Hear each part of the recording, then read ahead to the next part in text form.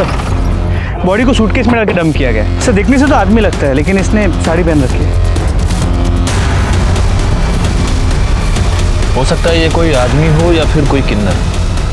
सवाल ये है कि इसे इस तरह से मारकर यहाँ पर डंप किसने किया है, और अगर ये आदमी है तो इसने ऐसा हुलिया क्यों बना कर रखा है। आदमी वक्त के हाथों मजबूर होकर अपने आप को बदलता है, लेकिन कभी कभी वो इतना बदल जाता है कि उसकी पहचान उससे छिन जाती है। नमस्कार, मैं senior inspector Rajesh Jadhav, crime petrol Dastak के आज के इस भाग में आप सबका स्वागत करता हूं। आज मैं आपको उस केस के बारे में बताने जा रहा हूं जो पिछले साल मेरे पास आया था जब मैं मुंबई के चारकोप पुलिस स्टेशन में पोस्टेड था। इस केस में भी इस माया नगरी ने एक आदमी को इतना परेशान कर दिया कि सबसे पहले उसकी किस्मत, फिर उसके अपने और उसकी जान तक उससे छीन ली। क्या करते हो दादा, इतना काम किया आपके साथ, एक बार डायरेक्टर सर से मिलने दो ना, काम की बहुत जरूरत है। रमेश तुझे समझता नहीं है, अरे ऐसे नहीं मिल सकते। 2 मिनट बस, 2 मिनट। अरे दादा उनका ड्रेस लेके जाओ ना। चलो यहाँ से चलो। ये हाथ कैसे लगाया? जब काम था ये आगे पीछे भागता था, अब धक्का मारता है। रमेश गुंडागर्दी मत कर, जा यहाँ से। हाँ जा रहा। आज काम नहीं है ना, अपना टाइम भी आएगा देखना, सबको देखेगा मैं। बाप रे बाप, कितना गुस्सा। और नहीं तो क्या, ये अपनी इंडस्ट्री है, इनके साथ इतना काम किया मैंने, आज काम नहीं तो रंग दिखा रहे साले। चाय पिएगा? ये ले। नाम क्या है तेरा? रमेश। तेरा? नाज। देख, ज्यादा टेंशन नहीं लेने का, इस इंडस्ट्री में कभी काम है तो कभी नहीं है। एक्टिंग मेरा पैशन है, सब कुछ छूट गया इसके चक्कर में। अपना नंबर दे, कहीं भी कुछ होएगा तो मैं तेरे को बताऊं, पक्का। ये कौन? पूनम है। एकदम हीरो लग रहे हो। हाँ तुझे तो मैं हमेशा हीरो लगता हूँ। अरे देख फोन है। अनाज बोल। अच्छा सुन, तेरे को ना एक एड्रेस भेज रही हूँ, कल 3 बजे ऑडिशन पे पहुंच जाना और अच्छे से करना। हाँ थैंक्स नाज। हाँ सुन ना नाज, मैं बाद में फोन करता हूँ। हाँ चल भाई, ऑल द बेस्ट। ठीक है, ओके थैंक्स। खुशी तो देखो, नाज का फोन आते ही मुझे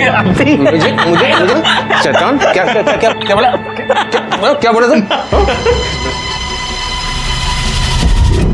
हम लोग बाजार से इतने सारे कपड़े लाएंगे रानी के लिए, है ना? अरे बाप, भूख लगी, भूख।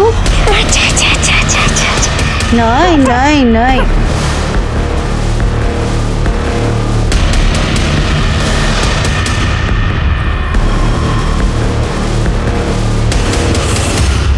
ये एड्रेस है, 2:30 बजे इंटरव्यू के लिए चले जाना। पापा, मैंने आपको पहले भी कहा कि मुझे प्यून की नौकरी नहीं करनी है।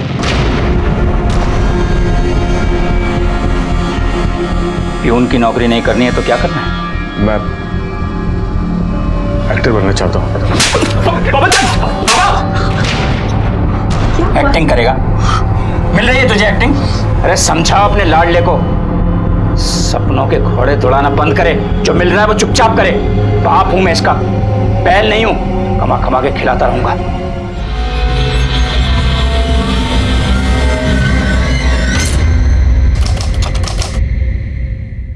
संभल के। पक गया हूं मैं, कुछ भी अच्छा नहीं हो रहा।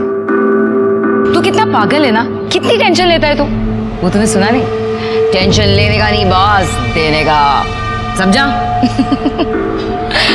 तू हमेशा मुझे एनकरेज करती है,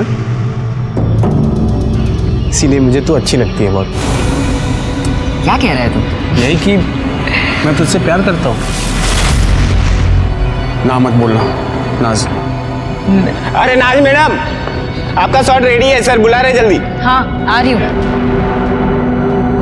आती हूँ।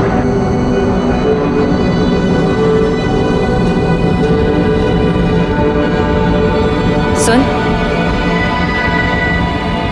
तूने आज तक इस सीरियल की शूटिंग सिर्फ बाहर से देखी है ना, आज अंदर से दिखाती हूँ।